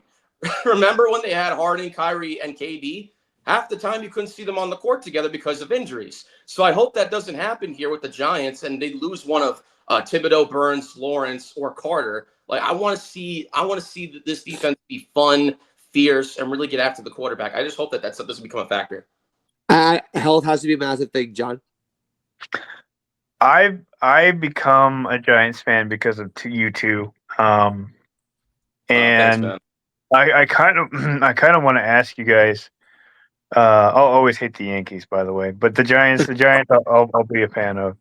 How do you guys? I want to hear a prediction for how the Giants are going to split their quarterback play, because they have the potential of 3 starters, and I just want to know how you guys see the season progress with them playing quarterback. Kevin, can you go first? Kevin, go first. I'll go. So I think the way that GM Joe Shane and Brian Dable managed the quarterback room is I think they gave spares, like good spares, like in case a guy goes down. Obviously, Russell Wilson is going to be the week 1 starter, and hopefully if he stays healthy, he's going to be the starter for the whole entire year. Now, if the Giants are out of it by like the last like few games, then I think you can start to see Jackson Dart start in those games when they're out of it to see what he can do in a regular game setting. That being said, if Wilson gets hurt like early in the year to midway, then you see Jameis Winston comes in. Now, Jameis Winston, the Giants got him for 2 years, so there's an extra year where he's going to be here, where Wilson's only here for this year, and then who knows afterwards. So Wilson is going to be the quarterback going forward, but if need be, they're going to jump to Jameis if he gets hurt. But if things go awry towards the end of the season, Dart's going to come in. Matt, what do you think? Now the reason why I'm going to agree with you is because I remember back in 2004 when the Giants had a winning record with Kurt Warner as our starter. That's right, and then Kurt Warner said, give the kid the chance to play. I want to see what he could do. And that kid happened to be Eli Manning. Yep. And it amazes me because sometimes you want to go the veteran route. Sometimes you don't want to rush the kid in. I mean, Jackson Dart has looked good at times, but it's clear as day he needs some work. Mm-hmm. So I think Russell Wilson's your starter for at least the first 6 weeks of the season. Yeah. And then I think, as you mentioned, I think Jameis Winston, if Wilson plays bad, could come in if Wilson plays bad. And then if the Giants are completely out of it, then you throw the kid and see what he can do at the very end of the season. As Alec knows, Russell Wilson had a window last year with the Steelers where he did really well. That's right, he did. And I think he has better caliber wide receivers than the Steelers did, personally. So I can agree with that. It'll be interesting to see what the Giants do. Yep. I think this is going to be a very telling season for the Giants and their front office, because if things go bad, then things are going to look bad for Brian Dable and Joe Shane potentially. Follow-up question real quick. So this is for Matt and anyone else who wants to answer. Okay. How many wins do you think it'll take for both Brian Dable or even Shane, for example, to like keep their jobs like safe? How many wins do you think it'll take?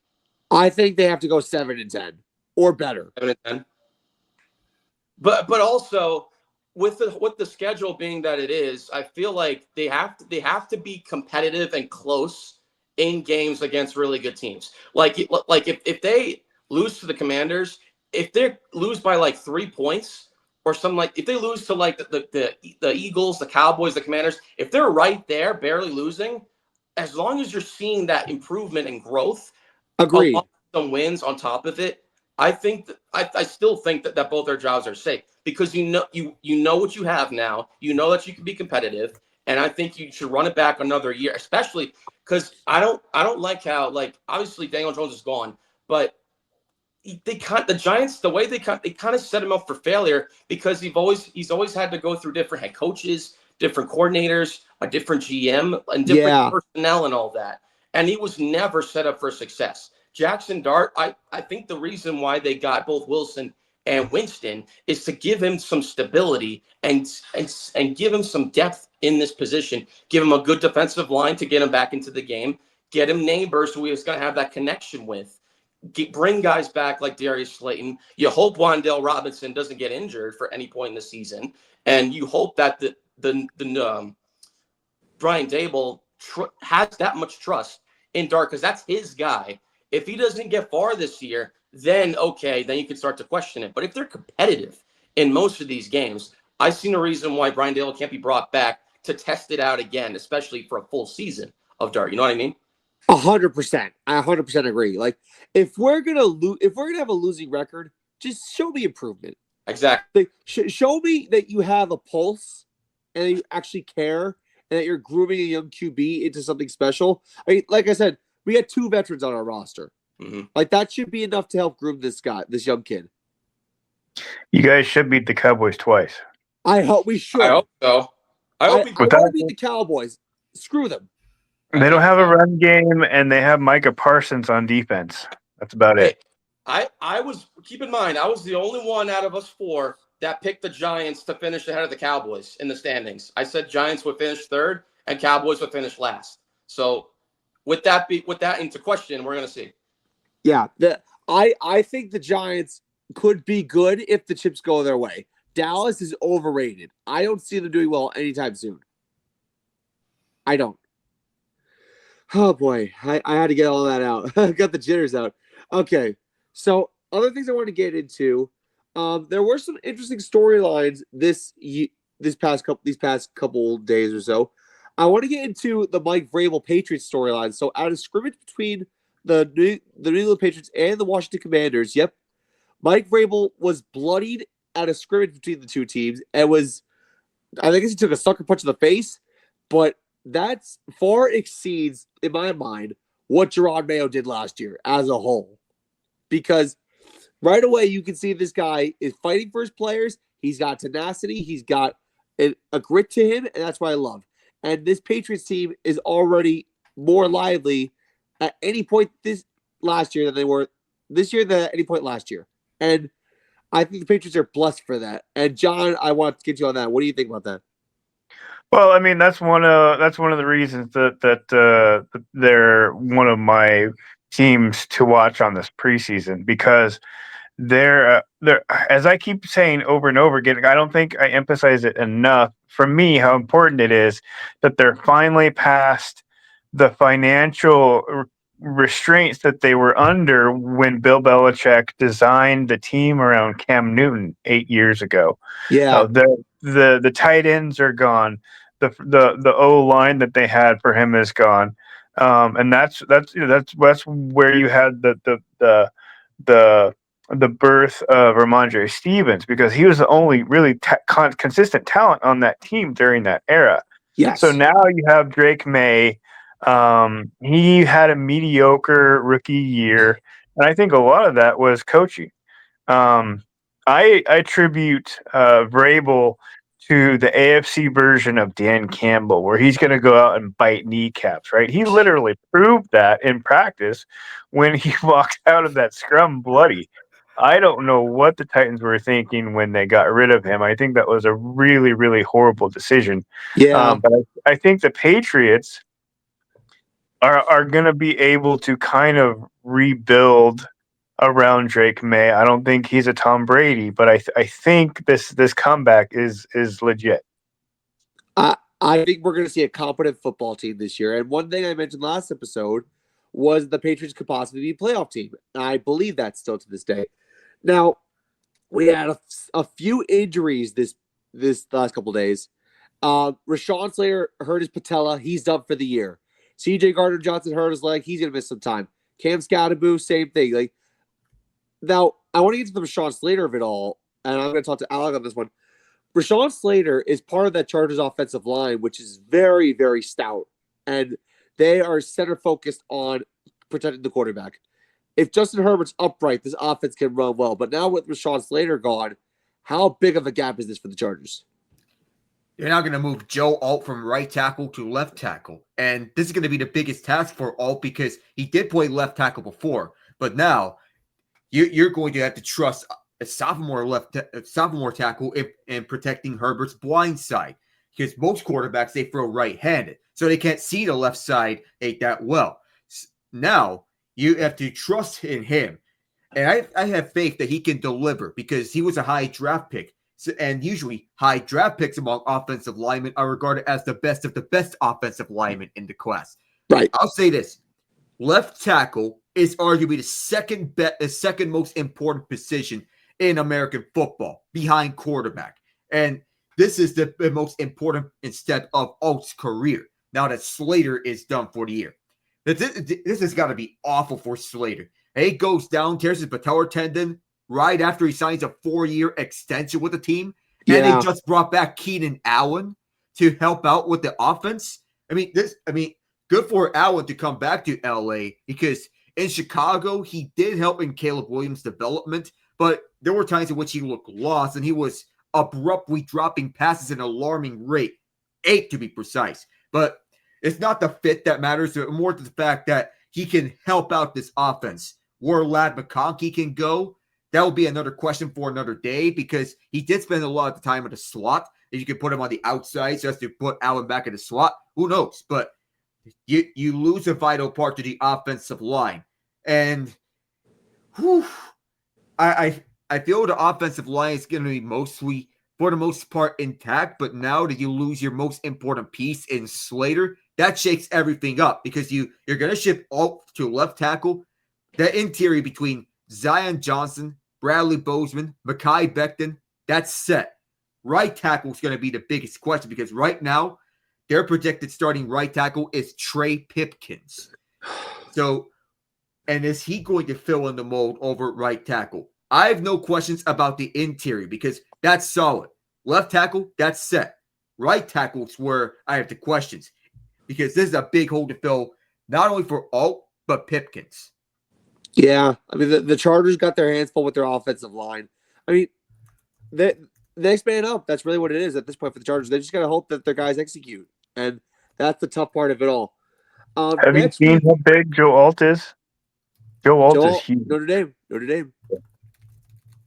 That's where he went. And Notre Dame has actually produced some really good offensive linemen over the years. Oh yeah. They have. All right. So next storyline I want to get into is Keenan Allen is returning to the Los Angeles Chargers. He's the 14-year veteran at this point. He just came off a tenure with the Bears. Very underwhelming tenure there. They have Lamb McConkey. They have Quentin Johnston. Their receiving core is pretty much set. So, John, you can. They have Trey Harris too. Yeah, they have a really stacked receiving core. So, when you look at this, John, with Keenan Allen coming back, what do you think his role will be now that it is returned to LA? I don't know that he's gonna. I think he's wide receiver 4 at best. I believe that they're gonna slide McConkey over to slot where he belongs. That's the snaps where he played out of the slot. He was the best. I think Trade Harris is your outside speedster. He's the guy. I don't know if you remember, but he's the guy I wanted for the Seahawks out of this draft. Yeah. And so I have a lot of faith in him. And then I think Quentin Johnston, if he can catch the ball, is your wide receiver 3. I saw him he had a lot of drops He in did. training. He did. So I hope they give him some stickum or something. But I'm really, really frustrated with the Keelan Allen thing because I think that takes up a roster spot where you could have a better player. I love the guy. He was great on my fantasy teams, 8 years ago. I understand that. Hey, listen, Keenan Allen did me some good in fantasy once upon a time. Yeah, it did me too. Oh man, it's such a shame because he was doing really well for several years, and then 2021 came around, and then he just started to fall off. I think when I you don't trade know if that, the Bears, I feel like that happens. Oh yeah, but It's unfortunate for the Bears that the trade didn't work out the way they did because the pick the Chargers received, they trade up to get McConkey. Wow, that's crazy. And the thing is, Allen was barely utilized with the Bears. It was more so DJ Moore is what you saw more of. DJ Moore and then some Cole Kmet as well. They didn't really use Keenan Allen. Yeah, and the schemes in which the Bears used didn't make any sense. No. Well, part of that problem was A, Caleb Williams, and B, their O-line, which they fixed in the offseason. They spent a lot of money on offensive linemen. But I don't think he had time to get to Keenan Allen by the time he was looking at Moore and Odunze. So I'm hoping that makes more sense to what. I mean, he was rushed a ton. He was sacked 16 times, I think. Something like that. So something along those lines, yeah. He didn't have. I don't think he had enough time to get to Keenan Allen as a check down. No. 68 sacks. 68 times. That's on average getting sacked 4 times a game. Yeah. Close to the record set by the Texans O-line with David Carr. Oh my God, that was horrible. That was a horrible offensive line. But then again, you also realize that part of the schemes were also Matt Eberflus's fault as well. Matt Eberflus's schemes were terrible. Oh my goodness. That one game against the Lions on Thanksgiving where he had the worst clock management I've ever seen in my life. That was his downfall. That was his last ticket out. That was his ticket out. I think they needed to get me at Eberflus. Alec walked off. All right, now he's coming back. Yeah, I walked off in disgust hearing that. Mm-hmm. Like that was fireable on many fronts. Many fronts. Especially when you have a timeout to work with. It's not like he didn't have a timeout. Eberflush. He flushed that timeout down the drain. Exactly. You almost wonder if he forgot he had it, you know? Well, how can you forget? You shouldn't. You're an NFL head coach. Use that timeout like any other would. Oh boy. So some people have the biggest brain farts when it comes to NFL head coaches. It's actually kind of embarrassing. Oh. And speaking of timeouts, let's take a timeout here for, I believe, is the Pro Football Hall of Fame candidates. Yes, we're going to do that right now. So for those of you who don't know, the Pro Football Hall of Fame 2026 won't be announced until late January, the week of the Super Bowl. But that doesn't necessarily mean that we can't go over it right now. And I'm going to list off the names one by one by one. And we're going to go over their candidacy. And then we're going to get into Fresh Find or Fry. We'll hold off on trivia for next week. But I'm going to list off one candidate, and we're all going to say lock, probably in, coin flip, very good. All right. Are y'all ready?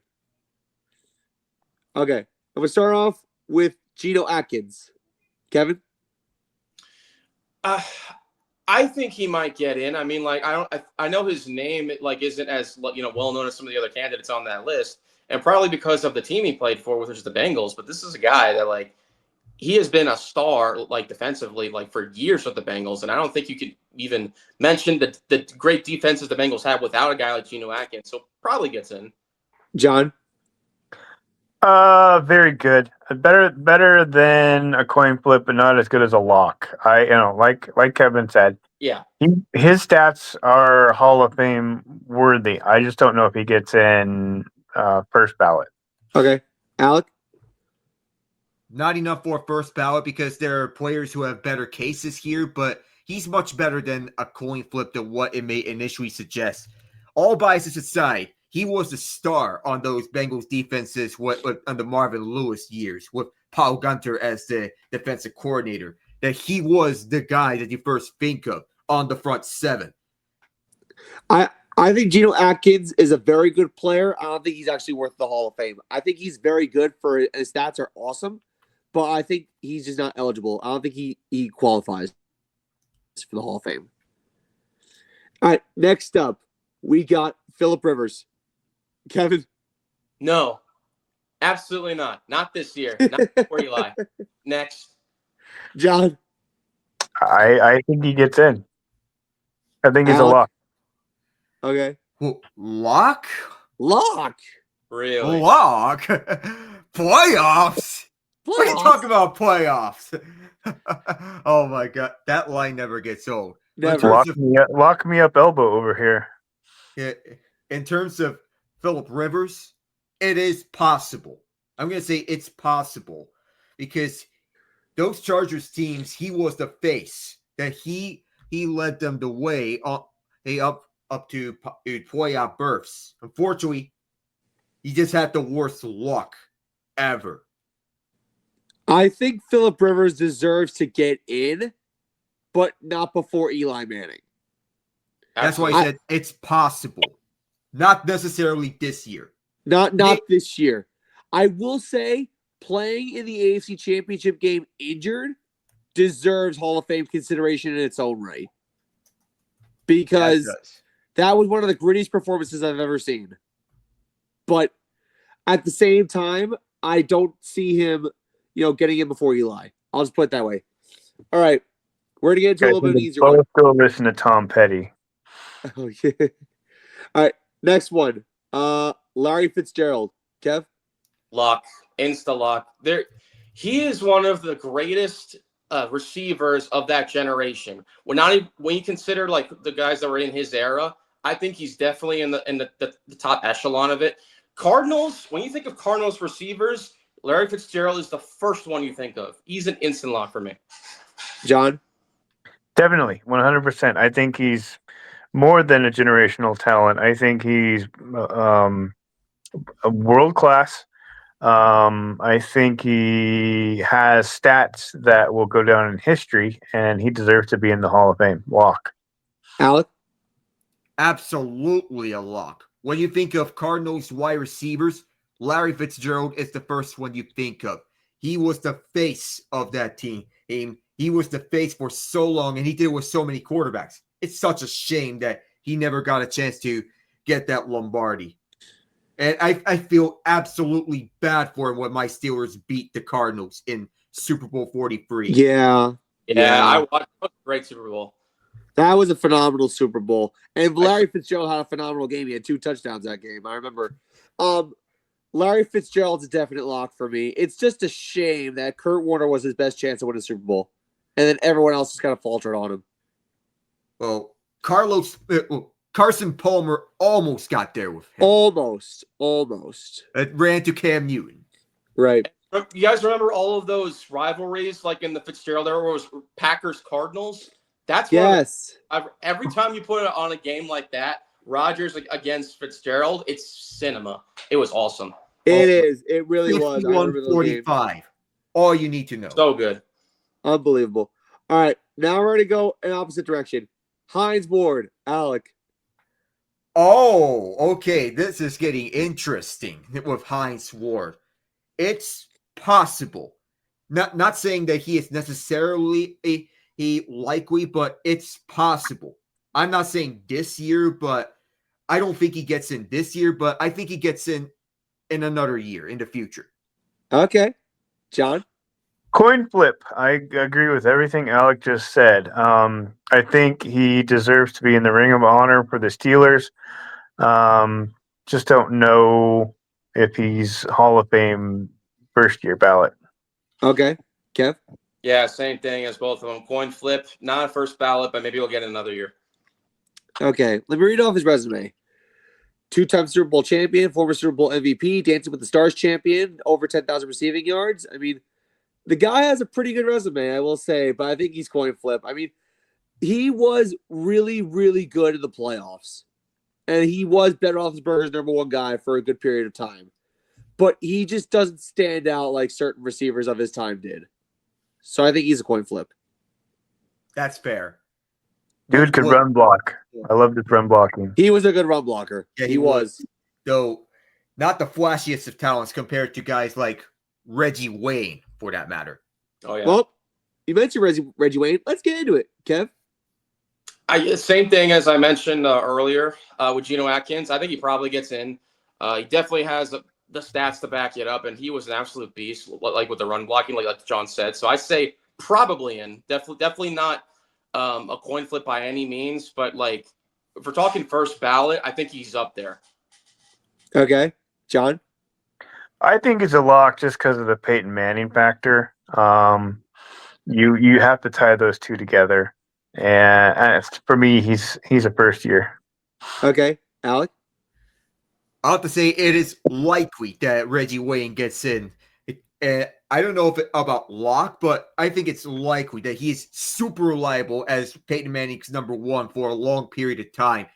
He played 11 seasons in a row in which he played every game of the 14-game season from 2002 to 2012. He's been durable and phenomenal at his time frame. Consistent and great. And honestly, I'm shocked that this guy is even in a very good category according to certain experts. I think Reggie Wayne deserves to be in. I think that being tied to Peyton Manning should automatically put you in. I mean, Marvin Harrison didn't get in without Peyton Manning, so why can't Reggie Wayne get in without Peyton Manning? Next up, we have a couple more. We're going to get into an interesting one. Steve Smith Sr. Kevin? Again, probably likely, but definitely not a lock in my opinion, or a coin flip. I think he's somewhere in the middle there. John? I agree. He had a record career in Carolina. I'll always remember him sliding down the goalpost after touchdowns. And then he went on and was a decent wide receiver for the Ravens too. And I think, that multilateral performance is definitely Hall of Fame worthy. Better than a coin flip, I would say very likely, but not a lock. All right, Alec? Possible, but not coin flip, given that he was the wide receiver one on those Panthers teams with Jake Delhomme. And he was on some bad Panthers teams too, in which he was their wide receiver one. You can also say that he was Cam Newton's best wide receiver in the time that he quarterbacked the Panthers during his time there. Well, I don't know if the resume is enough to get in and pass as likely, but I'm going to leave it at it's possible. All right, that's fair. I think it's a coin flip for me. I think that Steve Smith Sr. is one of the more electric and most outgoing personalities the NFL has ever seen. And a lot of people love him, especially in Carolina. But I think his numbers and the fact that he doesn't have that Super Bowl that he could have won with Jake Delhomme, I think that hurts him a little bit. So I'm going to say coin flip. Last one. Eli Manning. Kev. Lock, insta lock. Bias aside, we had a specific episode about this, why he wasn't in the Hall of Fame already, and I already explained it. Like this guy he's one of 5 quarterbacks that has 2 Super Bowl MVPs, all along with, I think, correct me if I'm wrong, Tom Brady, Pat Mahomes, Bart Starr, Terry Bradshaw, and I'm missing one more. I think Joe Montana is the other one. Joe Montana, yeah, Joe Montana. Yeah, so 1 of 5 already there in rare air. Also, you mentioned durability about who was it? Was it Steve Smith? Reggie Wayne. Reggie Wayne. You know who else is durable? Eli Manning before Ben McAfee. 210 consecutive games. He has the most consecutive starts of anybody, quarterback or any player in NFL history. And you also mentioned, like, listen, I understand the Phillip Rivers thing, and like he has great stats, and maybe he was in a better situation. But you got to understand the fact that Eli Manning won 2 of the greatest Super Bowls you have ever seen in your life. In 2007, is one of the greatest runs you'll ever see a football team make. And Eli Manning was at the helm of it, and he beat and shut down an undefeated New England Patriots team that had Randy Moss as their number 1 wide receiver, a defense that would kill any offense. Tom Brady, who just got a statue today. So I don't want to hear the notion like, oh, he was on the Giants. He wasn't good enough. His defense bailed him out. Oh, he was bad in the latter half of his career. Okay, well, there was other Hall of Fame quarterbacks who had losing records as well. It doesn't matter if he was on a bad team or not. The fact of the matter is, when you think of the Giants, you think of Eli Manning, and he's responsible for half of their Super Bowl victories. So I don't care how bad he was in certain areas, or if he wasn't a running quarterback, if he was just purely a pocket passer. You think of the Giants, you think of Eli Manning. I don't care who you are. If you're a football fan, you know who Eli Manning is. He has 2 Super Bowl rings along with his brother Peyton Manning. The Manning bloodline, it runs deep, people. So Eli, yes. All right, we gotta get to first final fry really quick. John, what do you think? I think this is Eli's year. I remember this conversation the last time we had it, and I remember how passionate Kevin was. And he Oh brought my it. god! He brought it again, except he wasn't as pissed off. I think. I think Kevin definitely needs to go listen to some Tom Petty. Tom Petty's. All right, love it, Alec. Well, initially I was as conflicted on this matter because I'm back and forth whether or not he should be a Hall of Famer. Though now, when you look at the resume, it speaks for itself. As I said with the argument of Reggie Wayne, durable. When you look at it, the number of seasons in which he started every game, he started every game 2005, 2006, 2007, all the way up to 2016. That's 12 consecutive seasons in which he started every game. 13 seasons is out of 14 in which he started every game. It would have been 14 in a row had he not counted that one time which Ben McAdoo benched him for Geno Smith, who was a journeyman at the time. I will never forgive him for that. I will never forgive him for that. Okay. Yeah, but to go on. Yeah, his best season was 2011, where he almost eclipsed 5,000 passing yards. Yeah. And, people are going to knock on him about, he either won a Super Bowl or his teams were a first-round exit, no in between. Well, he was the driving force of those Giants teams. And this argument has me upgraded to the higher echelon of likely. I'm going to get at the higher echelon of likely for the arguments that Kevin made. Is up there with Luke Kuechly, who is in the higher echelon of likely to get into this year's Hall of Fame. And if Eli doesn't make it to the Hall of Fame, what are we doing? I'll riot. All right. Real quick to explain my opinion. I'm Eli Manning. I'm nice. Tom Brady's the GOAT. Psych, I beat him twice. Oh! Lock. Okay. Now, on that note, let's get into Fresh Fine and Fried, the segment where we all have a 2.5-minute event and we all say our takes about, and we all rate for Fresh Fine and Fried, meaning fresh meaning good, fine meaning okay, and fried meaning terrible. Now, who is Fresh Fine and Fried this week? Yours truly. I got 2.5 minutes. All right. So the COVID-19 pandemic is considered a very desperate time and a very troubling time in American history. But you want to know what a lot of good things came out of it. Outdoor dining.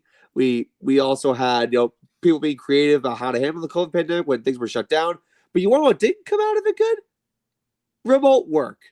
I hate working from home. I think it's very tragic that we have to shift to remote work.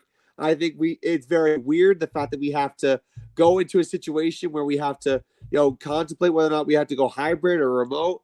I like going into an office and talking to employees, and I like talking to and getting out and like feeling like I'm accomplishing something. To me, remote work is fine, but like I stay home sometimes working from home.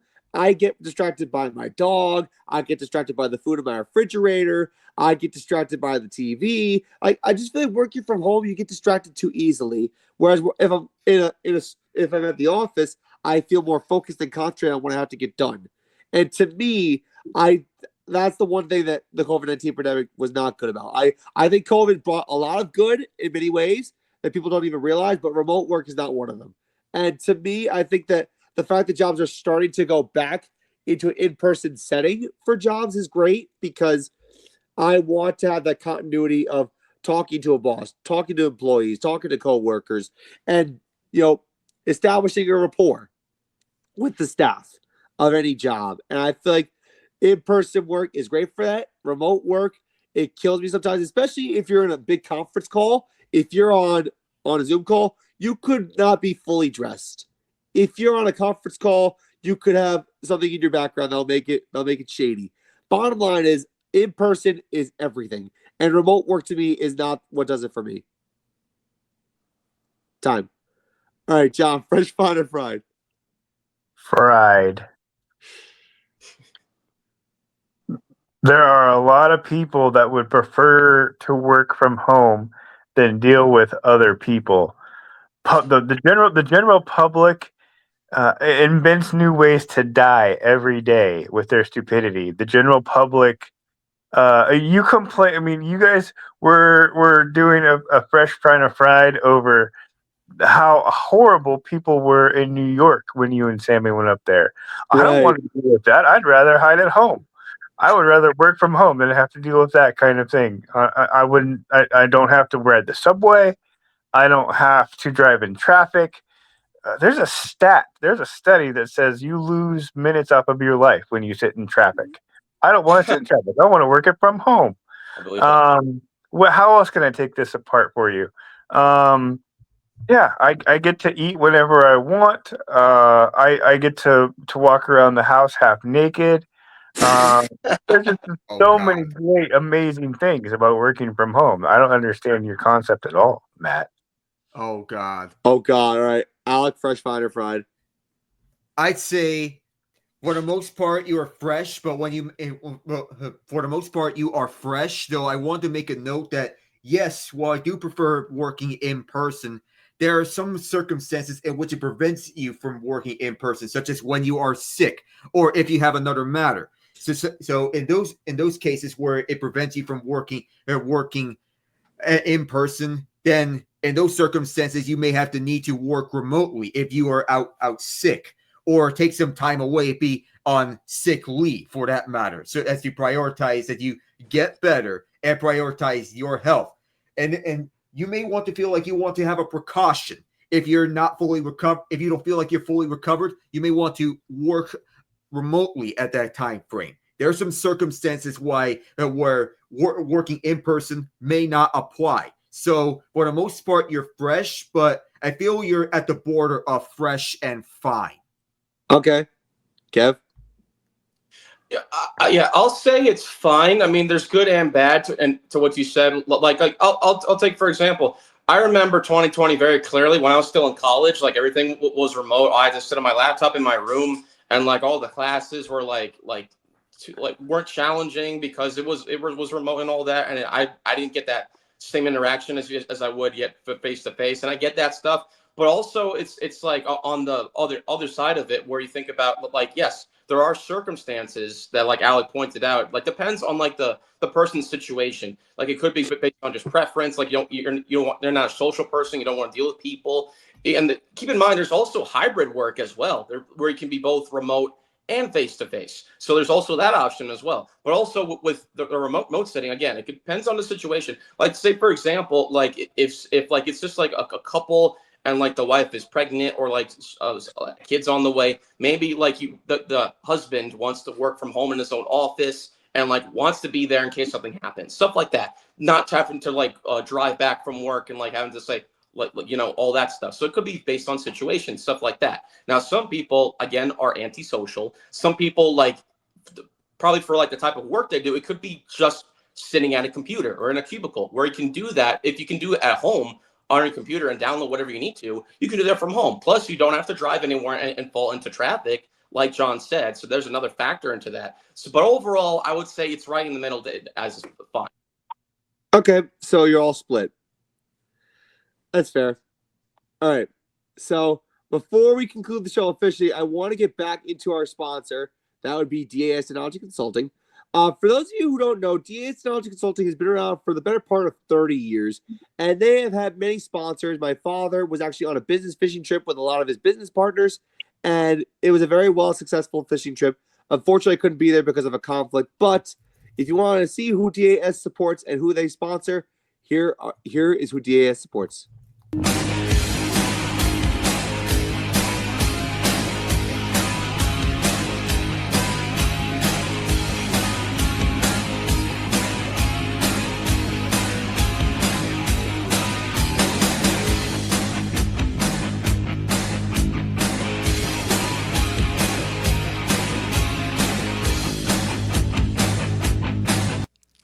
Our mission is to deliver high quality, scalable, and secure data center services that ensure seamless operations for clients across various industries, offering best-in-class data center services all under one roof.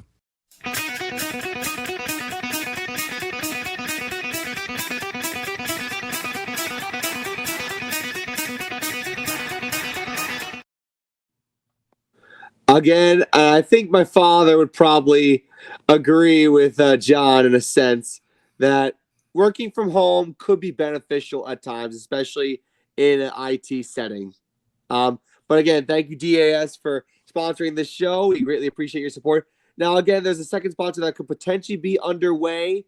There will be conversations about that before after the show ends. But this has been awesome. I obviously love looking forward to the show. Now, I have a little message that I want. This is a PSA kind of thing. I wasn't gonna, say this PSA, but please respect everyone on social media. Social media is a platform where we all branch out and contact one another, and we, establish connections and bonds and friendships. And the four of us have a solid friendship, and it was established through Discord. It was established through social media, and we have a solid platform on social media that we use. We have an Instagram, we have a WordPress site, we have a Twitter account. And we branch out to people that way to come support our stuff. Please use your social media wisely. Don't go after people, because life is just too short. And at the end of the day, we're here to unite, not divide. Thank you. That had to be said. All right. So next week we are going to go into the Sacks NFL trivia, and we have so much more to cover. But also keep track of August 30th. That'll be a very special fantasy draft edition of Foursquare Sports. But anyway, from Alec Nava, John Moss, Kevin Zelks, I'm Matt Sirianni. God bless you all for tuning into tonight's episode, and I am very thankful to be doing this show every single week. And also, we will be recording every single Saturday because Kevin Zelks will be back on with Legacy Sports Network, calling football games on Thursdays and Fridays. So that should be awesome. Kevin obviously has our backs 100%, and we're grateful for his content and what he's able to do with Legacy Sports Network. Had to bring that up. And Kevin, I've watched your calls. If you watch Legacy Sports Network, if you listen to Kevin's calls, he's actually awesome at it. Thank you, Matt. Appreciate you. Anytime, buddy. Anytime. Always looking out for my dudes. So, one last thing I always say, and this is at the end of every show, no matter what it is. Like SpongeBob SquarePants once said, old people are the greatest. They are full of wisdom and experience. So please be there for your elders 16 over. It doesn't matter if they're relatives, non-relatives, whatever. Treat them with respect because they are the guys that guide our generation and the next generation beforehand. So, God bless you all. Take care. Love y'all. And, of course, this has been Foursquare Sports, which is sports at sport. Take care, everybody. Hi, everybody. Christopher Mad Dog Russo here. And you know what I do? Four Square Sports on Sunday nights, 6 to 8, with all those parts of the country taken care of. Listen all the time. You got it. Mad Dog on Mad Dog Unleashed. Listen to my guys. Listen to my guys.